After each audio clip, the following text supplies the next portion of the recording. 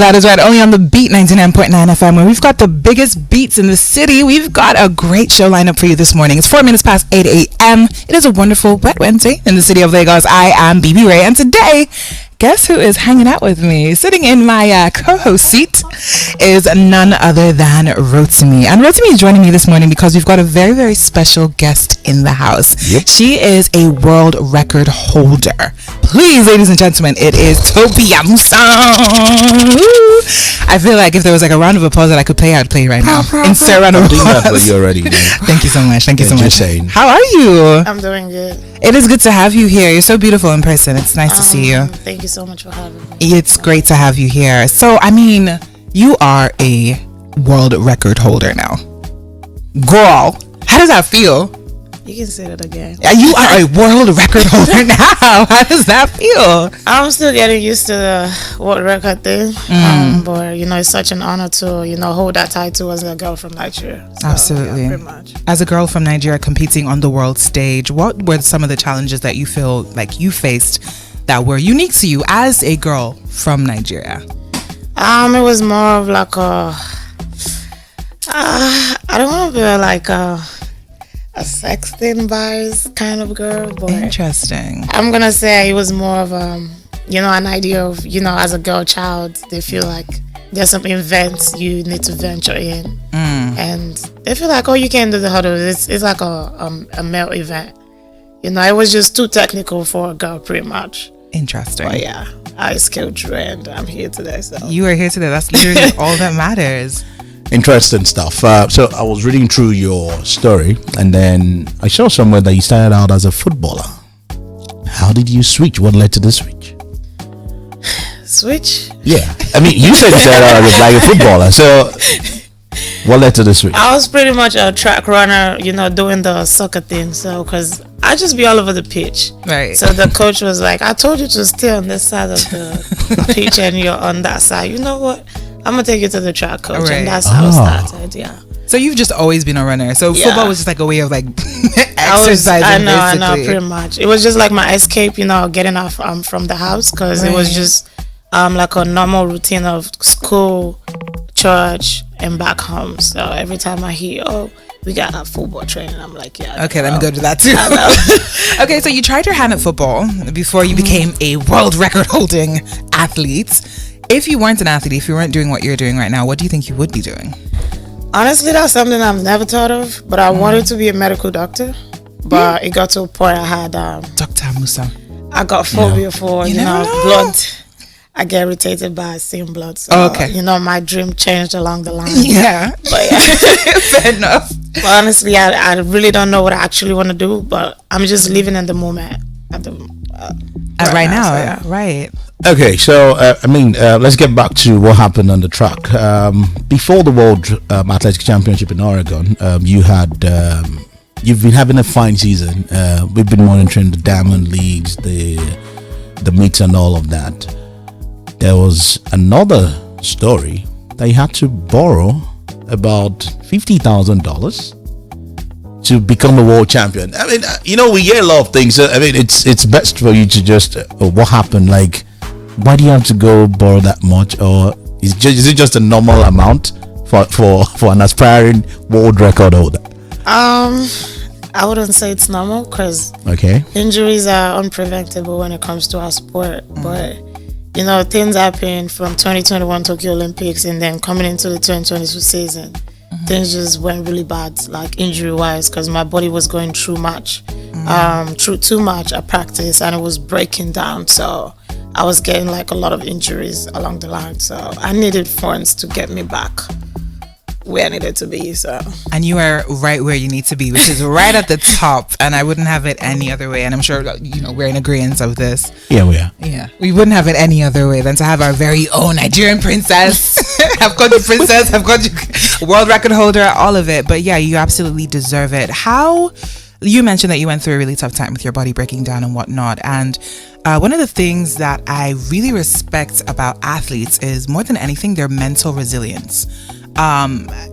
Honestly, if you ask me, you guys do what is damn near impossible. So how do you mentally come out of that? How do you deal with, coming out of a tough time mentally? Because, you're physically, you may go through physiotherapy, working out, whatever the case may be, but mentally, how do you deal with that? How do you get back into the champion state of mind?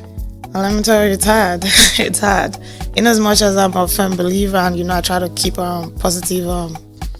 I try to be positive in every situation, but there are some situations you just give up, And this is where prayers, your pastor, your family, your support system. This is where they come in, and they just give you that support, even though it's not something you want to hear at the moment. Like, right. I'm injured, I can't compete. What do you mean God is going to do it? Do what?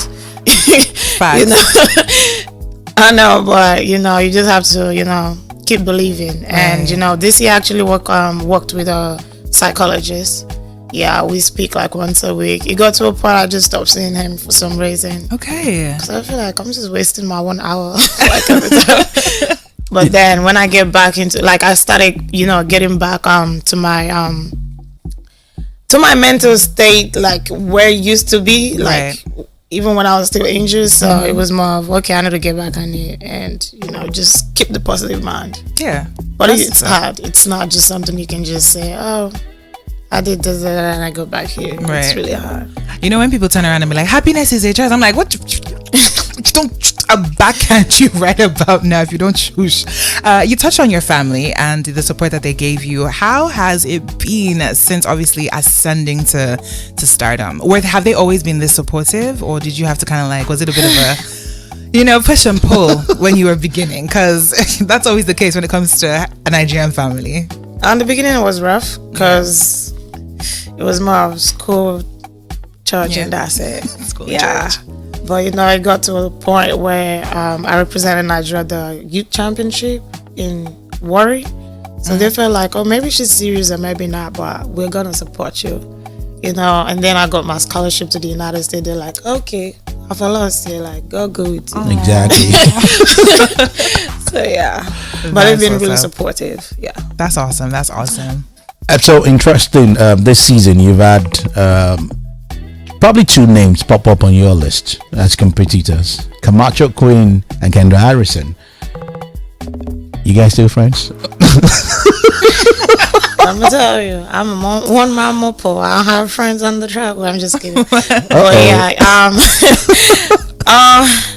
I'm in a very competitive event, and in events like that, you tend to not have like friends. Okay.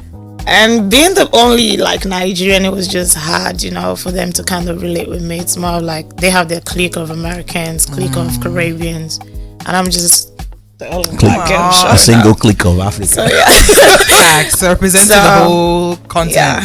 Yeah, and my coach taught me, stay true to yourself. You want to say hi, say hi. You don't want to say hi, go about your business. Even though it's not a do or die affair, just be nice to people if they're nice to you, because How's that been though? Juggling that, because I'm thinking about it now, really, and you are on a global stage right now. Literally everybody knows who you are. So I assume that right now there's probably a lot of love, but not all of it is genuine. So how do you? I can imagine from celebrities, from fellow athletes. So I'm trying to figure out like how do you actually navigate that and sieve through? Right. How do you decipher who's real, who's not, or do you just kind of like everybody day or day? No. I'm very big on genuinity even before I go to the stage. I know how to filter the shot from the way. And I can tell. I know like a Bible verse. I know my people. I know when everything was really bad, I know people stood by me, and when things are here, I know everybody, trying to come out. But I still appreciate everyone. I still tell them thank you. But I'm like, you don't fuck with me like that, don't try that. Don't do that. Did Michael Johnson's comments, did it get to you in any way after the world record? In as much as I try not to answer these questions, but I'm gonna do it this one time. Thank you. So at a point, I felt like you an athlete, right? Things about to happen. Records are meant to be broken, but the fact that he just had that much to say about me says a lot about him. Because I've been on the circuit. He has seen me run, but I wouldn't get mad at him because the person they expect to actually break the world record did not. So coming from a black girl from Nigeria just got them really worked up, but they gotta deal with it. It is what it is. I can't help them. The record's been broken, and it's been broken by you. Once again, world record holder Tobi Amusan is you have ratified. It's been ratified now. I need to keep on saying it. Yeah, so, I'm like, so that makes it very big. You know, I used to when I was younger, back in the day, you know, I used to run. You used to. Yeah, girl. It lasted all up until I was like 15. Look at me. I'm just trying to see your. See me running? Yeah. Well, you said okay, that. so yeah, I used to back in the day. So fun fact, I used to play basketball, and I tore my ligaments. I had to retire. Oh, I did the as a teenager. Yeah, but the B for BB is the B that they put in NBA. Without me, there'll be no NBA. You see what I did there? Okay. Tobi, let's get to know you kind of like away from the sports now. So Tobi Amusan is single right now, and so you saw that recently in an interview. Are you single? Because you looked at me like, huh? Close your gun. What are you saying? Because you said that recently in an interview that you're single. Well, if I'm not married, I'm single. Don't sound like my mom. Everybody's dating until they put a ring on your finger. So don't try to be politically correct, Tobi. I know we're in the political season. Don't try to be. No, I'm not trying to be, but I have a boyfriend, and yeah. How do you balance a relationship? He's a lucky guy. With like being, yeah, he's very lucky. How does he deal with that? Like, is he an athlete also? Okay, you know what? No, do you know why I asked? I didn't mean to like pry. You want to ask? No, do you know why I asked? Actually, I asked because I just think like with the dedication of like athletes waking up early, working out, like eating, it's a certain lifestyle. So I just kind of like assume that it would make sense to have somebody that lives. So I didn't actually ask to pry, sorry. But it's okay, girl. It's all good. So there's somebody special in your life and you're just living your life. Some listeners are jealous now. Because I've got some questions around how can we talk to Tobi afterwards. I don't know what they want to talk to you about, but this part I'm sure they'll end the question. Anyway, still on the lighter side, do you watch movies? Yeah. What kind of movies? I watch a lot of series movies. What are you watching right now? Spanish movie. Dynasty season 5. Dynasty with Fallon. Yeah, I like that. I watched that recently too. That's a really good one. What about music? What does Tobi listen to? What is your like, before you hit the track field to get hyped, to get pumped? What do you listen to? This kind of songs. It's crazy. I listen to a lot of not praise and Christian worship. music. Exactly. You listen to praise and worship? Really? I have That's like 3 dope. songs in my playlist, competition playlist. Just 3. I just put them on rotation. Just 3 songs. Repeat, just 3. You see, it's the Holy Ghost Spirit. That's the wind that's beneath your feet. I just need something to get me hyped, Just get 3 me songs. dancing. Yeah. Oh. Wow. Okay. And if you had to pick, Afrobeats right now is having a moment globally. Like our stars are taking over, and I love it for us because not only are we taking over in the sports world, we're taking over musically also, and also Nollywood is getting the recognition it deserves. But I mean, if you had to pick a favorite artist right now, who are you currently listening to? Male, David. David. David. Female. Tiwa Savage. Okay. Do they have any songs together? David and Tiwa Savage? Nah, I don't think so. Hey, you guys are listening. Probably have to do something for Tobi. I don't know. Yeah. Just call it the Tobi song. I like that. And we could and then they could make it praise and worship so that she can listen to it. No. We could break the TOBI into something. Oh my god. And that could be the title of the song. See me dropping ideas. And I could be a feature. As what? Don't try me. Former basketball player, rapper extraordinaire, all of which I am. Okay. Moving on. Yes, moving on very swiftly. Anyway, Tobi. Anyway, just before we let you go, Tobi. So since the World Cup, since the World Championship, since the Commonwealth Games as well, what has the reception been like from the Nigerian government to the AFN? Since you compete for Nigeria, what has the support been like, and what have they told you guys or told you in person as the plans to probably keep you up there in terms of support now? I'll take a deep breath. Deep breath. You want some coffee or water? Coffee. The reception has been massive. The love has been great. It's just overwhelming, but in a good way. Oh my God, I don't even know. Okay. So moving forward with the plans and all of that with the Nigerian government, our country now, we wait till the last minute to start preparing, but we'll see as things unfold. So they've not told you anything like this, Tobi, going forward, this is what we planted, even from the AFN level? Nah. At the AFN level? No. Okay.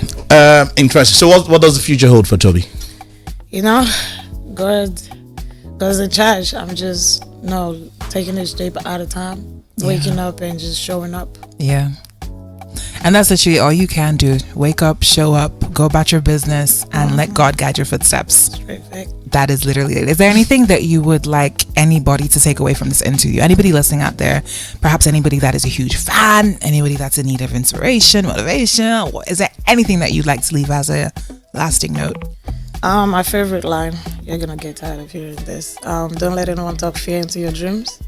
Keep doing you, stay grounded on your goals, and keep working at it. There you go. That sounds like the hook for the song Bibi Raii. Yeah, I'll write that down. We're going to take now. that part out. Yeah.